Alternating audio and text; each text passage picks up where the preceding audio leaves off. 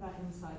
And you've reminded me before I introduce Kai to make this really particular point in setting up what he's going to say, because Kai has recognised what I think hopefully many of you have, and we talked about yesterday, is the fact that, I told you about all the issues in the cupboard that our business as usual economic organising have created, but our economic system can only try and deal with one at a time, as long as that thing can fit into business as usual, the very thing that's creating the issues in the cupboard. So we have this bit of a stalemate, and we don't have time to take one out of the cupboard one at a time. We have to take everything out, and we have to lay it on the table, and that's why this conference is focused on nature and climate, because it's at that intersect that you pretty much unlock all of the perhaps dozen other absolutely critical major issues that in turn reflect others. So I think you're going to say a bit about carbon myopia and climate myopia, so I won't go on further than that. But just to say that Kai is a professor and Canada Research Chair in Rewilding and Social Ecological Transformation.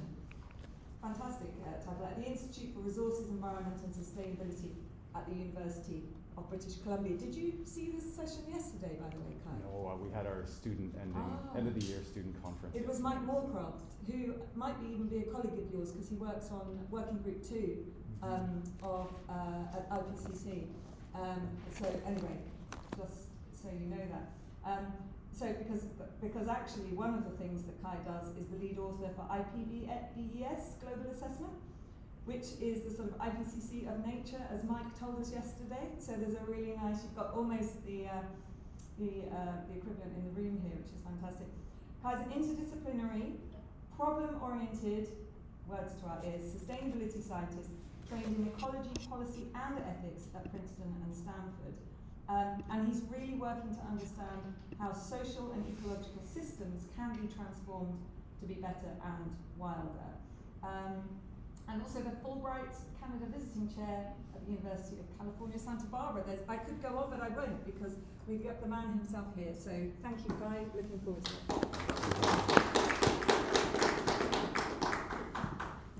Good morning, everybody.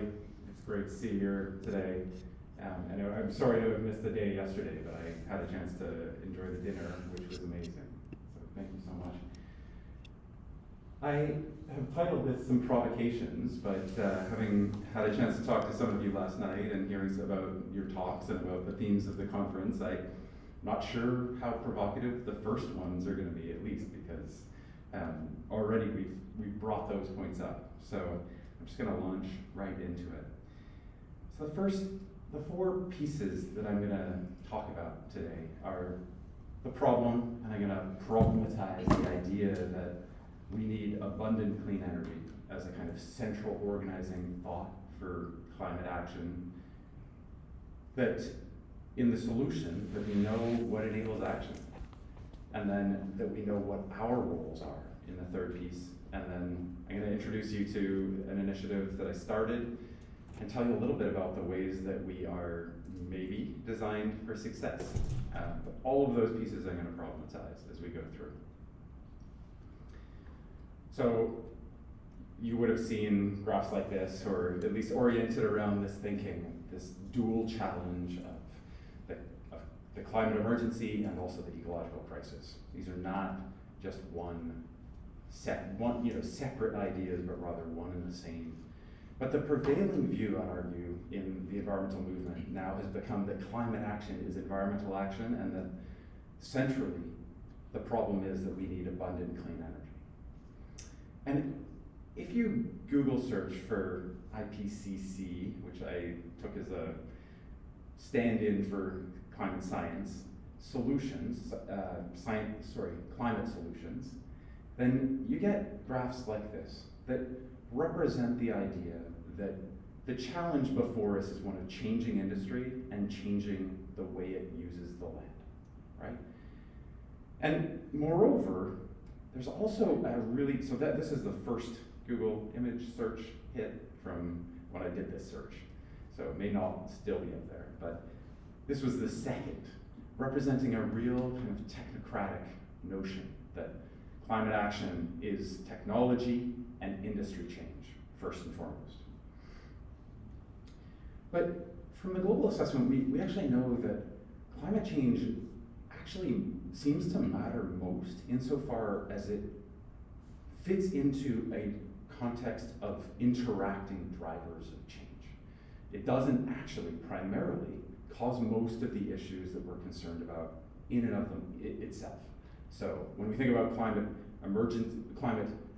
extreme events that are associated with climate, we've got floods, fires, droughts, every single one of those is caused just as much by other factors on the landscape, by mismanagement of forestry, for example, or agriculture, by land use change, not by climate in and of itself. And we could talk about each and every one of those, but this graph is coming out of the IPBES global assessments of the Intergovernmental Platform on Biodiversity and Ecosystem Services. That's the kind of IPCC for nature.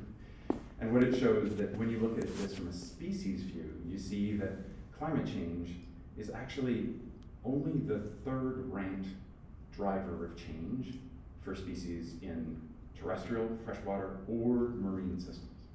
So obviously, we are concerned that with the escalation of the climate emergency that this is going to get more extreme, but it's not going to change the interacting nature that every single climate disaster is also contributed to by our ecological mismanagement. And what that means is that going carbon neutral is not going to solve our problems. And there's a few points to this. One is that even carbon neutral, there is no energy that is free of negative ecological impacts. So you can think about that in terms of wind turbines, which too often have to be placed on sensitive mountain ridges in order to capture those really high velocity and reliable winds, which both undermines those habitats in those really sensitive places and also requires road building up into those habitats that where roads previously were not.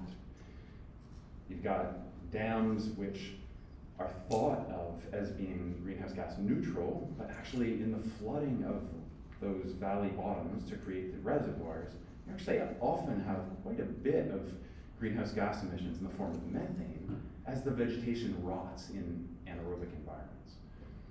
And then you've got solar, which at the best of times takes up habitat. And at the worst of times, in the form of those solar collectors, can actually like vaporize birds. So every form of energy is going to come with these kinds of impacts. But even worse than that, I'd actually say that cheap energy in our current system, to the point of the cupboard, is it a cupboard? The metaphor. In our current system, cheap energy is in a sense our enemy, because so often cheap energy fuels ecological madnesses. It fuels farming in the desert, where we have no business doing that. It fuels 50% approximately of croplands in the United States of America. That's half of 39 million hectares, so about 20 million hectares that are going towards producing ethanol to displace a tiny bit of fuel with an energy return on investment of less than 1.5. So 1 calorie of fossil fuel energy in for barely 1.5, at most really, 1.5 calories out. Thus producing all dust storms and erosion in the Midwest, and then all of those sediments and pollution, including the pesticides coming down into the Gulf of Mexico to create dead zones. In marine environments, we have the same. We fish orange roughy, a fish that grows up to over 200 years of age, that is slow to mature, has low fecundity afterwards, and is incredibly vulnerable to exploitation. It occurs in deep waters far from shore, so it's incredibly greenhouse gas intensive to fish at all. Why are we fishing that fish? Even worse than that is the story of herring and lobsters, where in this paper that John Driscoll and I published last year in Environmental Research Letters, we found that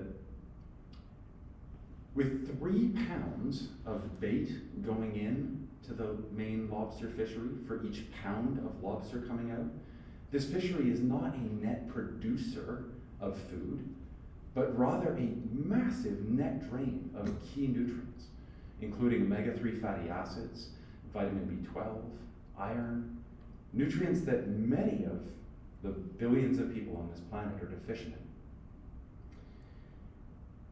So, in a sense, it's not the lack of cheap energy that's the problem, even when we think of it as clean energy. In a sense, the first problem that we need to solve is those laws and incentives that encourage us putting energy to bad use.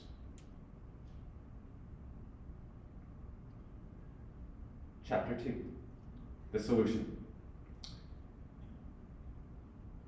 We're led to believe that we know how to change people's behaviors, right? That it's a matter of behavioral economics, we nudge people, we can change infrastructure, and that the problem is principally one of changing individual behaviors. Well, if the problem is as big as I suggested in chapter 1, and I'm going to dig into that a little more, then we need a deeper kind of change. So back to that IPBES global assessment, the IPBES. In chapter 5 of that assessment, we did a more expansive analysis of what it would take to achieve sustainable pathways than had ever been done before, examining 6 different foci of interrelated goals that interact on landscapes and in seascapes. So, meeting climate goals was one of those, while still maintaining nature and nature's contributions to people. We also need to resource growing cities while maintaining the nature that underpins those cities. We need to feed people without unduly degrading nature on land. We need to conserve nature without just displacing people and their really essential uses of that nature. We need to maintain fresh water for both nature and people, and balance food provision from the oceans with nature protection. This was 6 massive, mostly separate literatures that we reviewed in order to figure out what are the solutions to each of these. And unfortunately, what we found was that the majority of the solutions to each of the separate foci were actually going to cause problems for the other foci. So, meeting climate goals, according to the IPCC's 1.5 degree special report, one of the key pathways there was a large-scale afforestation, planting trees where they don't belong, taking land out of agriculture or out of a state in which it can really protect nature, displacing crucial human uses and undermining those other goals. Similarly, the primary pathways towards feeding nature without unduly degrading nature on land were sustainable intensification, which means applying more inputs onto land in order to grow crops more efficiently by some metrics, but not by downstream ecological impacts, because that requires both large withdrawals of water as well as the polluting of it with both pesticides as well as fertilizers and the sediment that runs off those agricultural lands, which thus undermines maintaining fresh water for nature and people, as well as this other goal, even in oceans and coasts, where those same chemicals and sediment undermine coral reefs, seagrass meadows, kelp habitats, and other coastal environments. So what this analysis means then is that the problem is not an incremental change problem. The problem is a transformative change problem. And so the IPBES Global Assessment was the moment when 132 nations agreed for the first time that transformative change was necessary in order to accomplish the global goals for nature as well as for sustainable development. So that means changing systems, economic, social, institutional, technological, behavioral, all of those, including goals, paradigms, and values. So the chapter 5 that I had the pleasure of leading unpacked that further in terms of the levers and the leverage points of change. And I'll just say briefly, there's a lot here, and it looks super simplistic, right? When you read the 3 to 8 word versions that made it fit on one slide. But there's a lot more here, and there are some pieces that, although they sound super obvious, have not previously been agreed upon at this level of international science policy. For example, reducing consumption.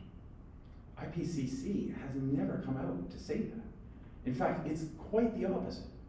Baked into the IPCC scenarios is an escalation of human demand for virtually everything.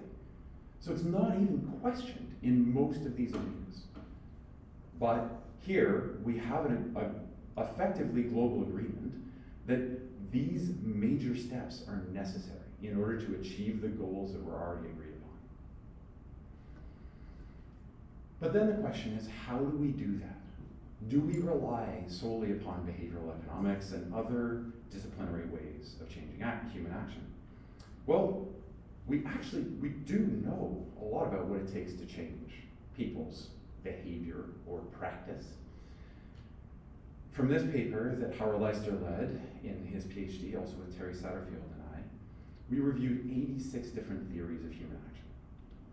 And this graph, which obviously you can't read, because it's bewildering in its complexity, maps those 86 theories, which are, their size is in proportion with the number of citations, or the fourth root of the number of citations, so that it would fit together. And then it maps them onto disciplines. So, point is, lots of theories, they map onto disciplines in a rather fragmented way, meaning many disciplines are only considering certain kinds of theories. What we did further was to unpack and categorize the ways of thinking that these different theories of human action used in order to understand what changes what. We call these meta-theories of human action, and there are 8 of these. And I'm not going to go into any of them in detail, because that would take me the whole hour, but I'll just say that we rely very much in our thinking on very limited theories. In particular, these 2 about economic needs and about independent structure. These are notions that, like, if we pay people or provide them with incentives, then they'll do what we want, right? Which often doesn't work out the way that we imagine. The other point that I'll raise is these 2 most popular theories among policymakers are linear. Linear means we have an understanding of what might change what that will change an individual's behavior. But we don't have a dynamic view of how you change a whole system, where an individual's actions to change something will also then feed back and ripple out to change other individuals' behaviors. And in that context, we have a very limited understanding of how that kind of dynamic change happens. So in this other paper from the same year, Rumi Naito led with Jiaying Zhao and I, we integrated some of those individual linear theories about human action with some of the more dynamic ones, the interdependent theories of social practice, for example. And represented that here, pointing out that, yes, as with social practice recognizes, which is mostly the light blue, social change is a complex phenomenon that involves changing materials, meanings, and competencies. All of those are important and they interact together in complex ways. But social practice theory doesn't tell us about what individuals can do. It effectively disempowers the individual in that system. So what we tried to do was to represent actions that individuals can take and categorize them in terms of those kinds of actions that can actually strongly influence those interacting larger system dynamics. And those are private actions, social signaling, and system changing actions. What's key here is that in behavioral economics, which is effectively the science of policy making, just about, we focus on private action. Psychology has examined almost exclusively what makes people buy things differently, walk instead of drive, take public transit, ride their bicycles, compost, recycle, turn off the lights. That's all private action. And private action really only matters for system change when it's done in conjunction with signaling our values about what we think is right and what we expect others perhaps to do, at how we directly work to change systems. And we know very little from the psychology literature about what makes people undertake those other kinds of actions. A part of that, in my view, is about values. But again, when we think about values, the thinking has been very narrow about that too. So classically in the environmental movement, in the context of environmental values, we've thought of values that are either instrumental, so how much it matters to us that nature provides us with things, ecosystem services, nature's, other kinds of benefits. Or intrinsic value, where actually we are taking ourselves out of the picture in an appreciation of some kind of independent value that nature has. Neither of these kinds of values resonate with the vast majority of people, and neither of them reflect a kind of relational worldview that most of us operate in. It's why we're here at a conference. We could get this information without relationships, but we're here because we know that it's the relationships that are key. The other way that values are understood in this context is through held values. And so these are popular or common in terms of how psychology and sociology thinks about values. These are abstract notions, guiding principles for our lives that include ideas like honesty and fidelity. As such, they're so removed, because they're so abstract, they're so removed from behavior that they don't really help us to understand much about how behavior changes. But there are also relational values, and indigenous thinking, as well as like classic Greek philosophy and all kinds of other ways of understanding the world, are rich with relational values. These ideas that we have about what matters and why, that prioritize some aspect of our relationships, either with other people, where nature may be an intermediary, or with nature itself and its various elements, individual animals, landscapes, trees, or species.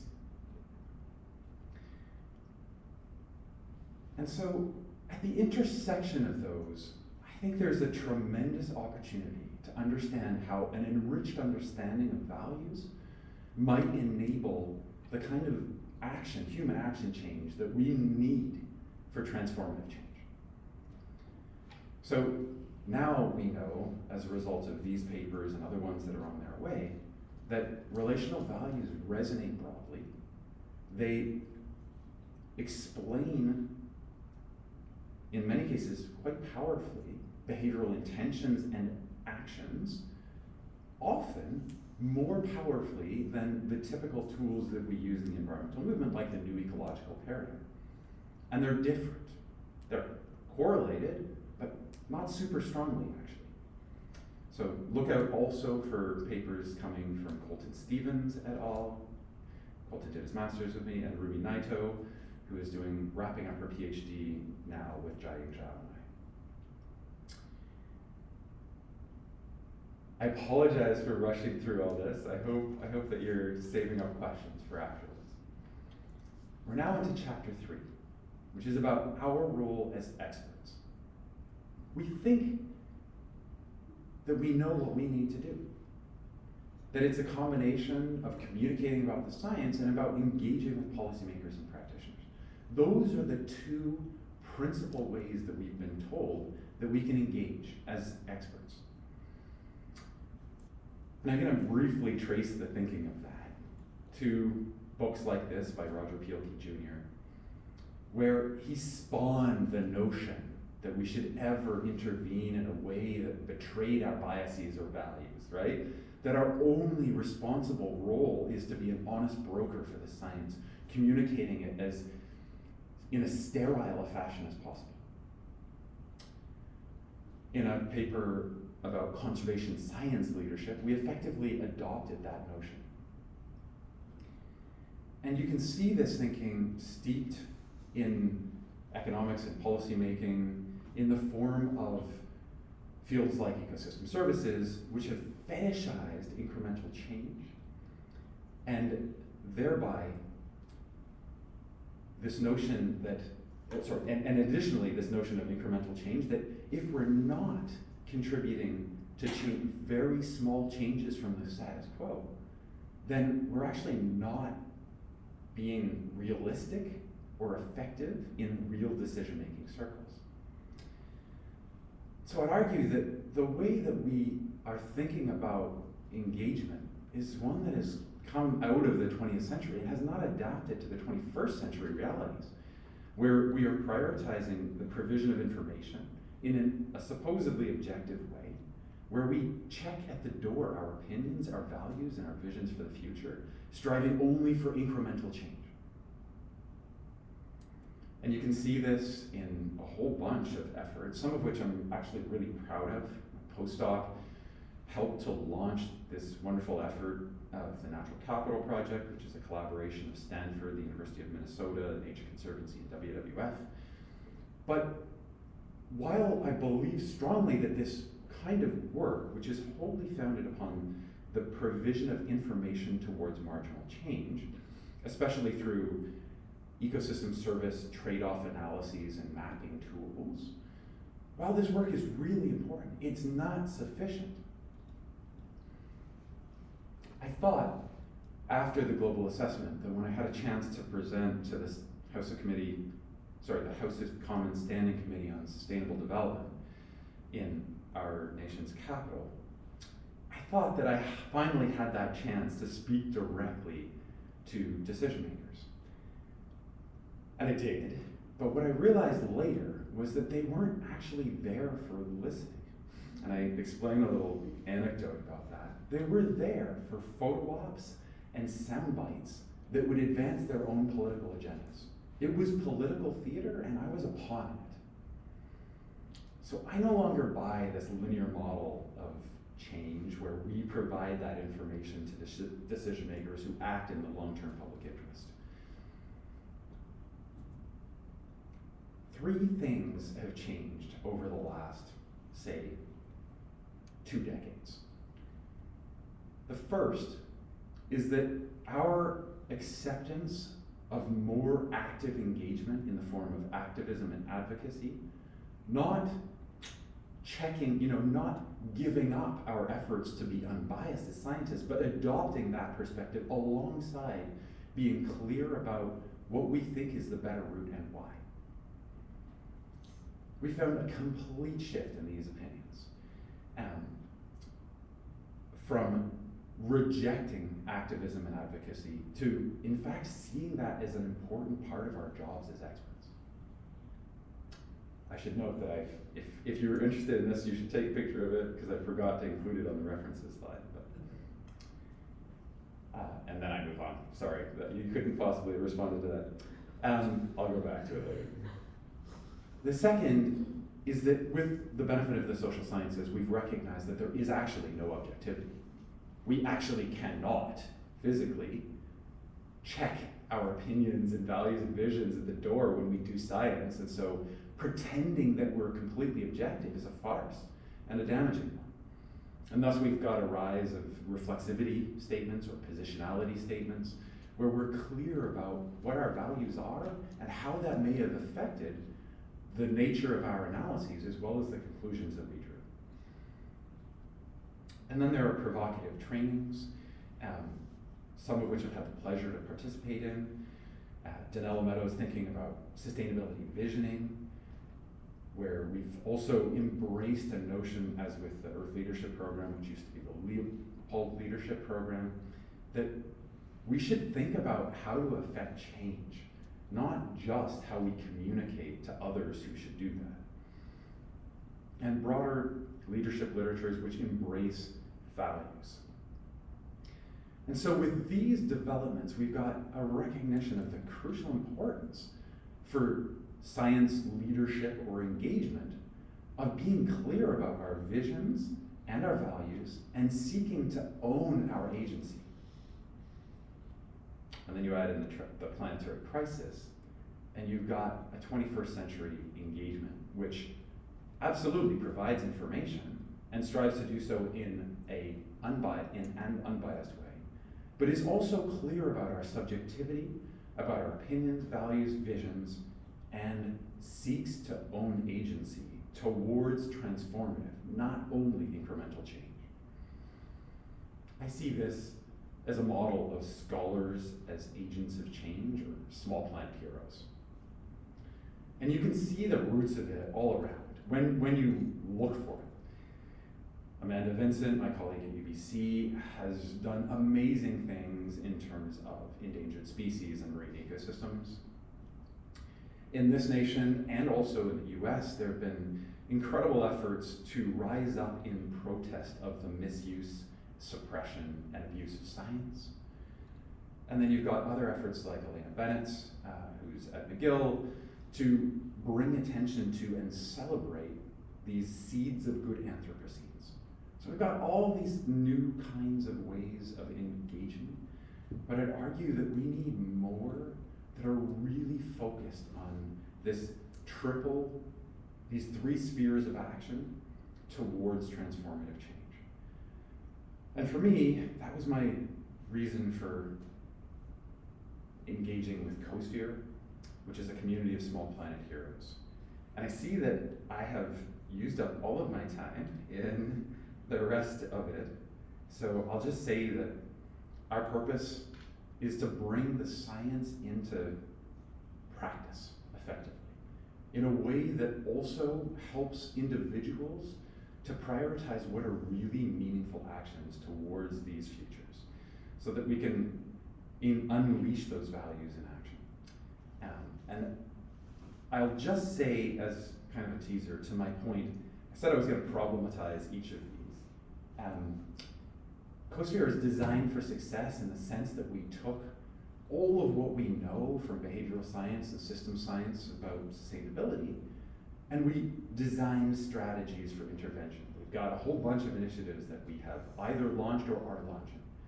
At the same time, we are designed for failure, because we know that in the context of complex systems, our interventions are not going to work out as we intended. And so we roll with the punches. We celebrate the bits that do work out, whether it was how we imagined or not, and we mourn the pieces that didn't work out the way that we imagined, but we did it to learn. Because if we don't, we'll never, ever get there. So with that, I'm going to jump through a whole bunch of other slides that I was excited to show you, but I knew I had too many. No, but it's, you know, you're okay. We've got 20 minutes from now, and obviously we do want a discussion. But Okay. if you wanted to take some more minutes, that's fine. Okay. All right, with that, then I'll tell you a little bit about the initiatives that we have started and what's come of them.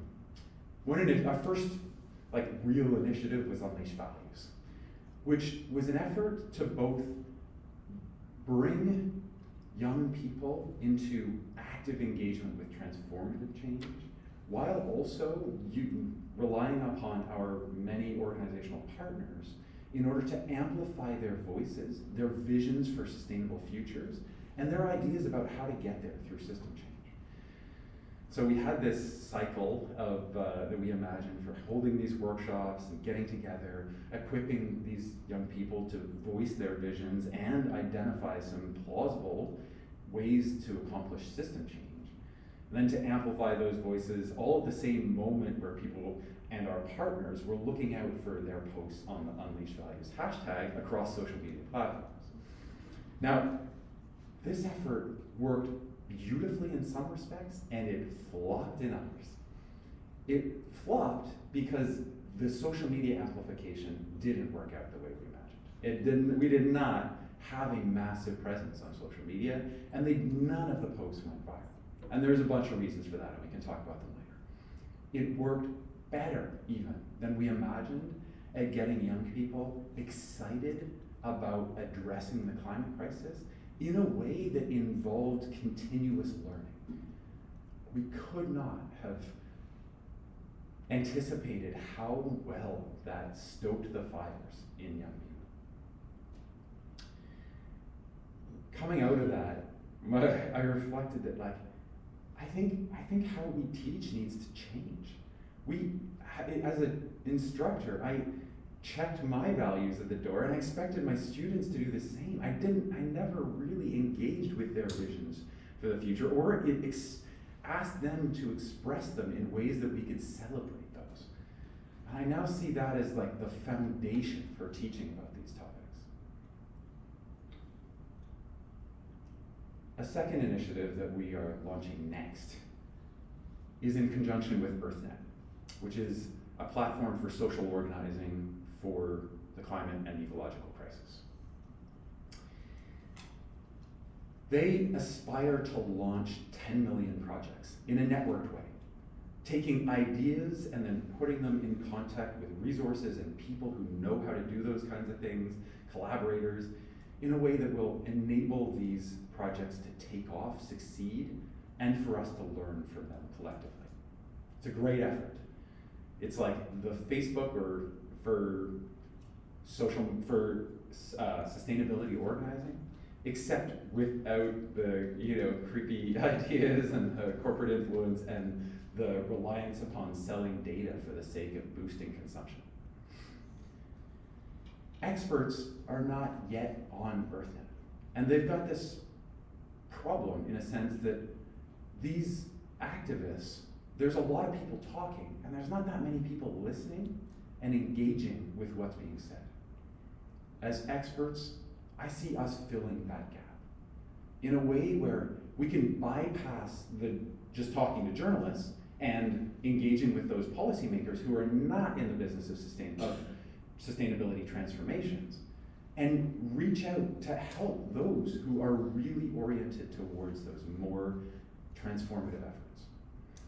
So what we're going to do is enable experts to get on there in a way that is easy, enjoyable, that is kind of linked directly to tokens that can help you justify your spending of your time in that way on your CV and for your employers, etc., such that you can have meaningful influences on these many projects.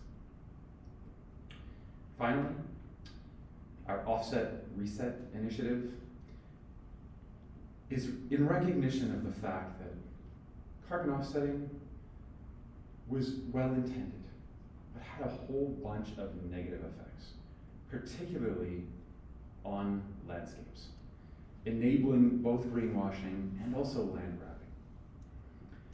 We're in a moment where biodiversity offsetting is coming down the pipe. It's going to happen. I've heard this from all kinds of industry players, especially in mining, that it's going to happen. It's just a matter of how and when. Now is the moment for a broad community of experts, as well as NGOs and land-based communities, to speak up about the basic minimum principles for a way of mitigating negative effects on nature that would be acceptable, legitimate, appropriate, and meaningful. So our Offset Reset initiative is going to draft a small, digestible set of these principles to raise the bar so that hopefully it never becomes seen as acceptable to do anything less. And in the process, we hope to build bridges between communities that have not engaged enough together, in particular conservation NGOs and communities with land-based communities and indigenous communities. So with that, I'm going to wrap up.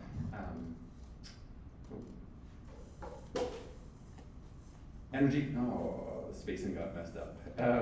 Energy transitions are not enough. We need deep change. We need a new science of transformative social change. And experts have really important roles to engage in that transformative change. Argue for a 21st century form of engagement that is bold, creative, and experimental, designed for both success and failure. And we'd love to have you join us at CoSphere. And if you have an organization or community that would be interested in joining and taking our pledge, we would love that too. Thank you.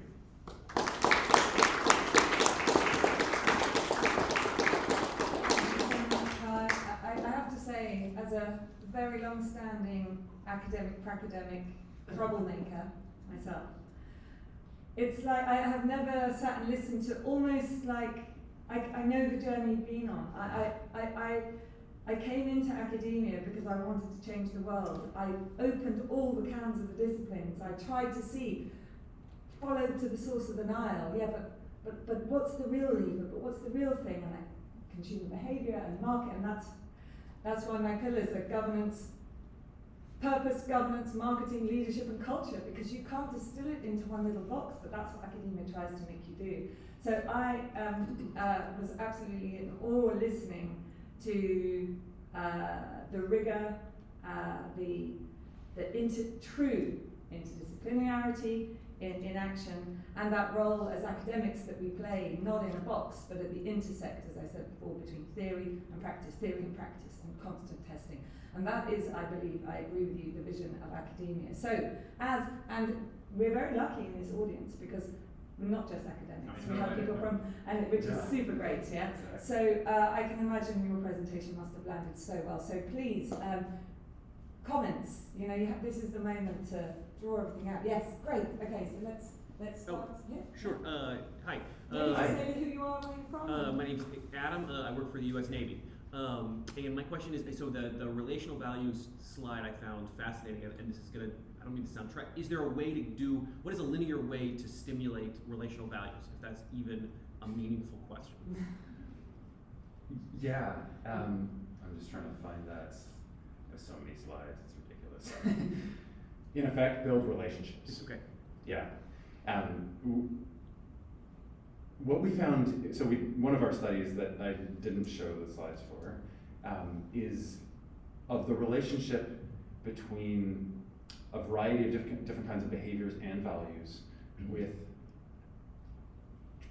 willingness to take action for sustainability in a context of outdoor recreation and consumption.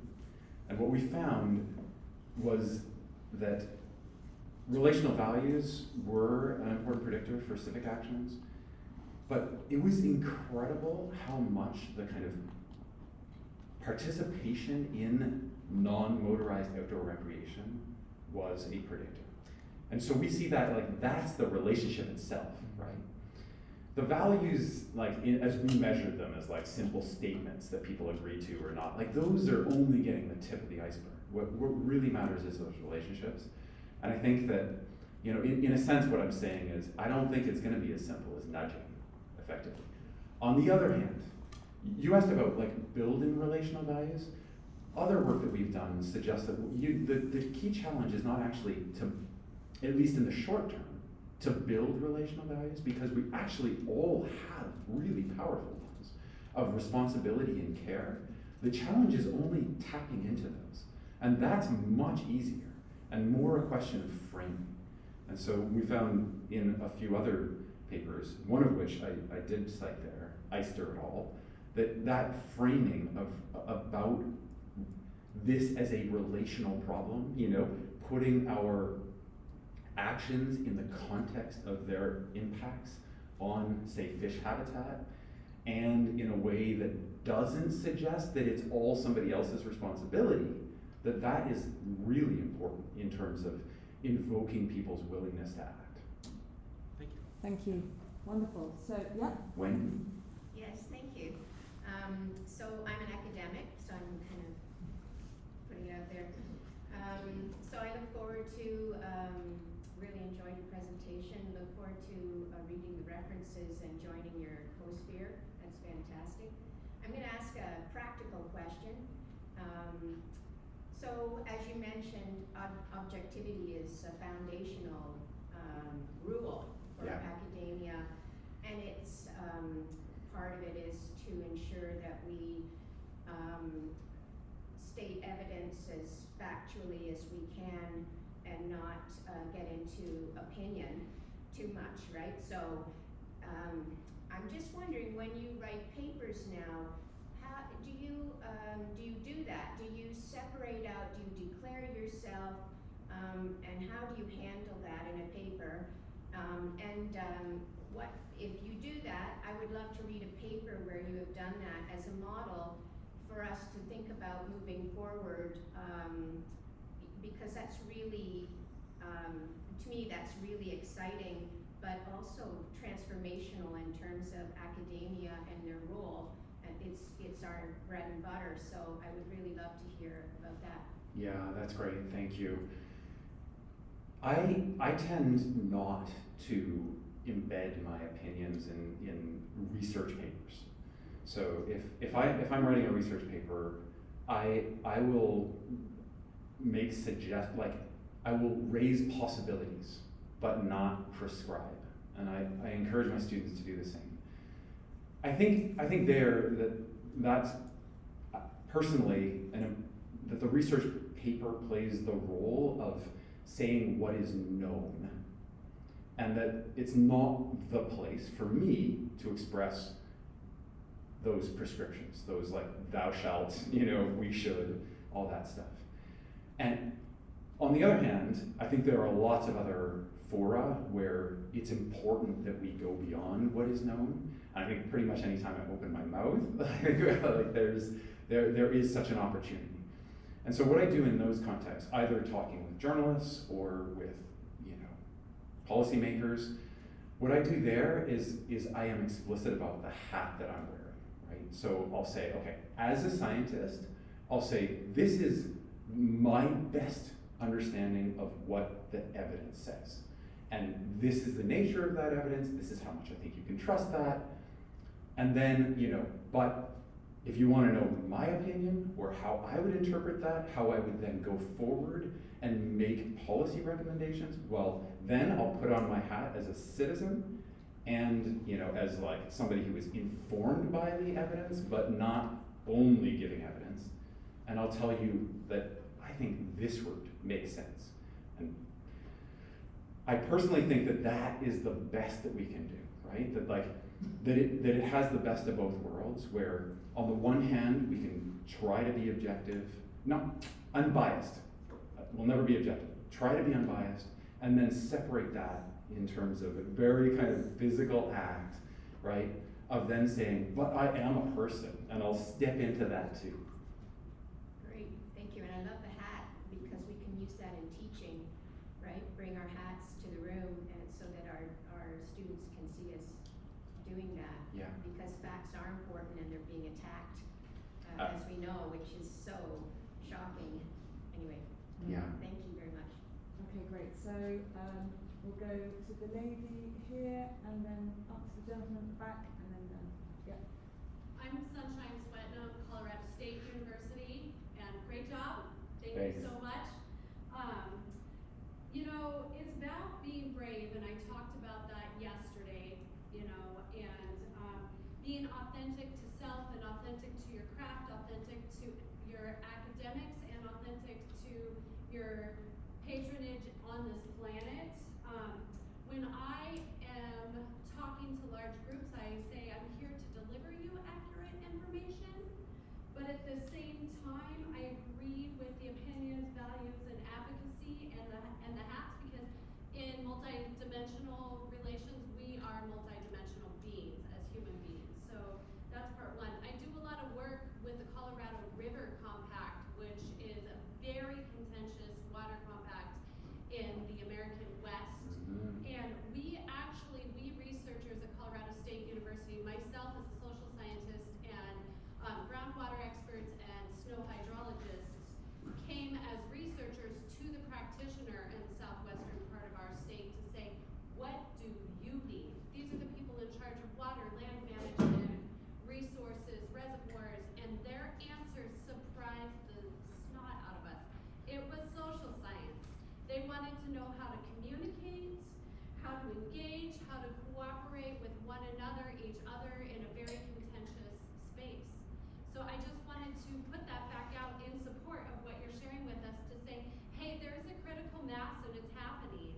And that critical mass is, because I've been saying this to a lot of you, is a group of people who make a drastic change, altering their behavior, opinions, and actions, where we all arrive together. And so the reason I'm speaking just this moment is in support of you and where you're at, but at the same time to show you it's happening in other places to give you confidence.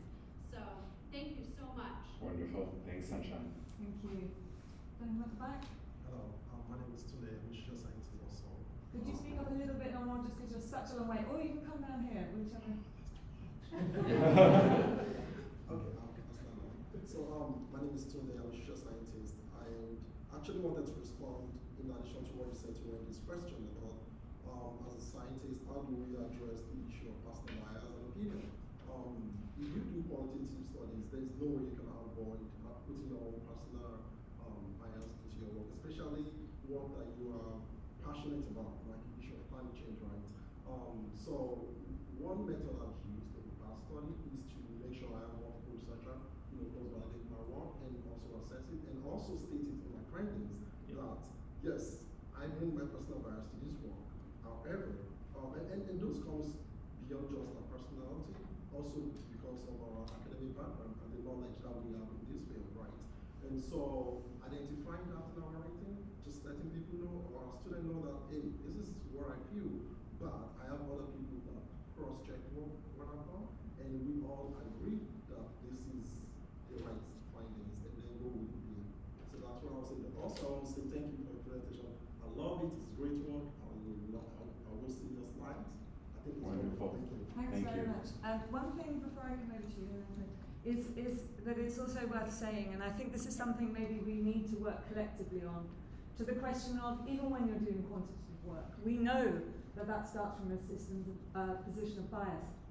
And I face it in focusing on making explicit business as usual, giving it a name, giving it a stamp, understanding the power of, for example, economics and business in shaping our cultural life, for example. It's really clear to me when I then look at the academic literature, quantitative and qualitative, how little of it is applicable to a purpose-driven economy that delivers long-term well-being for all people and planet, purpose-driven organizations. You literally cannot use the data because it starts from assumptions, it starts from worldviews and assumptions, starting with the scientific method, of course, which is one way, which we adopted and then just buried as if it was. And on that note, I convened a special issue in repurposing universities for sustainable human progress. Open access on frontiers. I also wrote a paper with Stephen Sterling and Ian Stewart, and in there Julia Steinberger and others write on advocacy of academics, so you can look at that. But one of the papers was by Nicholas Maxwell, and it was who has written a book From Knowledge to Wisdom, has talked about the scientific method, about how it's at the stem of a lot of the issues that we face. And his paper is called How Universities Have Betrayed Humanity and Reason and What's to Be Done About It. So there's a lot of stuff out there, but the point very practically I was trying to make is we need something at the beginning that says these are my starting assumptions. And if you go into all the business literature, their starting assumption is that business is there to make money. And then everything else just comes from that, and that is a contested perspective. So we need something, and maybe we should start in our areas and make that something that carries on everywhere. So anyway, please, we'll come to you. And I'm Nicola Bedescu, academic, but also I can define myself as a partial activist. And my question is online of this discussion because we as scientists. Sorry, would you mind standing up just so those at the back can hear you speak? Is that okay? I'm just aware. Is that fair at the back? It's quite hard, yeah. Thank you. Thank you. Yeah. We scientists often complain that politicians don't listen to us, but also we are not always ready to communicate our scientific results to politicians. So it's some kind of vicious circle. But my question is about this. You mentioned that in 2014 it was detected some shift in attitudes of scientists that they have to act, and they have to actually advocate these political changes and which are supported by which are based on scientific findings. So yeah, what actually induced this shift? Yeah, that's a good question. So there are actually two papers, both by Gerald Singh, State Journal, or led by Gerald Singh, who did his PhD with me. And they, different populations, but same kinds of findings about the centrality of science engagement, including these more active forms, to the role of experts. It's not impossible for us to say, given our data, what caused the change. I think it's some of the factors that I pointed to, personally, in terms of the these other pieces. So an engagement with social sciences, more in these interdisciplinary contexts, which that was happening through the early 2000s in a big way, and continues. These training programs that I think really percolated through. So Jane Lubchenco, who started the Earth Leadership Program, which was previously called the Leopold Leadership Program. She was president of AAAS, the American Association for the Advancement of Science, as well as the Ecological Society of America. She put her ideas out there about science. One of her papers called A New Social Contract for Science, about the crucial importance of engaging in those ways, right? So I think it was a bunch of those factors, as well as this recognition that we are in a planetary crisis. So yeah, it's quite remarkable how much it changed, how quickly, right? It was like just over a decade. I see another hand up there. Yeah, and so I'm looking at the time. We've got a break now, but let's just if I take both of your questions quickly, in fact we've got 3. So let's take all 3 questions. Maybe you could give us a fairly short answer and continue. Are you able to stay with us over the break? Yes, absolutely. Okay, then let's do that. So let's air the questions, and then quick answer, we'll move to break. So thanks for the presentation, it was great. Do you see there are limitations on relationship or relational values in terms of our capacity to actually impact? We're sort of limited when it comes to values, impacting those around us. There's a sort of limit to how many people we can engage with. Do you think there's a limit to that ability to change and change in the time we need? Or is there a risk we just end up sort of preaching to the converted? We share the same values, we end up communicating and relating to those who share the same values, and we sort of just preaching to the choir. Okay, so we'll take that one, thank you. We've got that one stalled. Yes, please do. So when you look at the papers that have been written and the work that scientists are doing, where they're injecting your views and opinions and being more activist, you alluded to the possibility that things like the planetary crisis is driving some of that. In that study, were the sectors that these programs were focused on, was that an object of the study? Business, politics, climate crisis, or was it just a study that looked at what was happening in terms of policy-related papers in general? Okay. Sorry, are you talking about the slide that I just had up before? Correct. So the paper by Singh, was it Singh? Let's just check we got the right. This one? This paper. Yeah. Okay, fine. And then briefly this one. Yeah. This question, thank you. Mine is one. First, I want to thank you for your presentation because it resonates with my presentation yesterday. I presented on Ubuntu. And Ubuntu basically talks about relationship. Yeah. That all of us share in the same humanity. And because we share in the same humanity, we need to address the problem of climate change collectively. So thank you for that. But my question is this. We understand the fact that all of us share from the same humanity. And we should collectively approach the problem of climate change. But then I want to look at how do we address the problem of, the developing country, seeing themselves as being superior to the developed country, seeing themselves as being superior to the developing country. How do we address using this relational, framework to address the issue of racism exploitation, marginalization in our approach to dealing with the problem of climate change. The colonialism perspective in the post, yeah. Okay, so 3 quite different and crunchy questions. Do you want to give just a high-level view and then we'll take a break, or can you do that?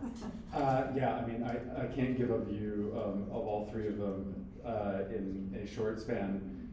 I'll just maybe address the first one, the question of is there a limited capacity to develop and change relationships in this context? And there is absolutely, and that's why I think that it's really a matter of reframing. You know, we have found that the same values are shared really broadly. So just yesterday, Rumi Naito was presenting her work on the animal-wildlife trade. The wildlife trade and what people are willing to do about that. And what she found was that folks that are not willing to do anything to prevent wildlife entertainment venues are also appealing as among their first reasons to care, to a notion that wildlife entertainment venues are actually ways of caring for animals.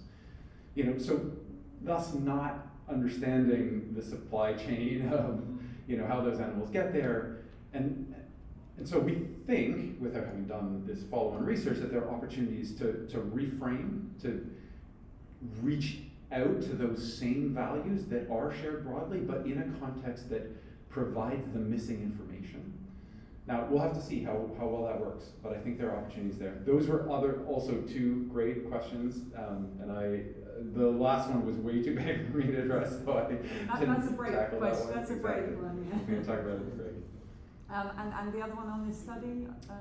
Yeah, well, so I'm not sure if I understood the second question. This study is, yeah, it's not a... Did you break down the attitudes of these researchers into buckets related to the aspects that they studied? So, for example, policy, you know, the economic policy, climate policy, was it broken down that way, and is there something? So this first study was quite narrow with environmental scientists, but the second study in 2019 was a broader sample, and there I think we did have some analyses that addressed different subpopulations in terms of what they studied. I don't recall finding anything substantial there, but we had a larger sample for some than others, so not a ton of power in that analysis. Okay, and I see what you mean, and maybe it's just adding a word at the top there, but you could read that and think it was about attitudes in general.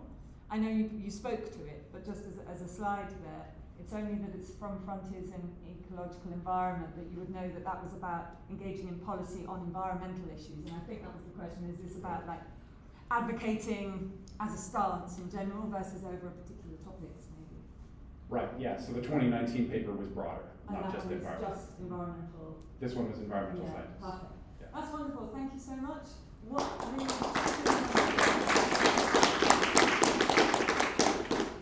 Okay. Oh, sorry. Before we do that, and we have a gift. Oh, yes. Lovingly purchased by Tamsin. So she thought about it, and we hope you like it. Cool. Thanks so much. Thank you. Thank you again.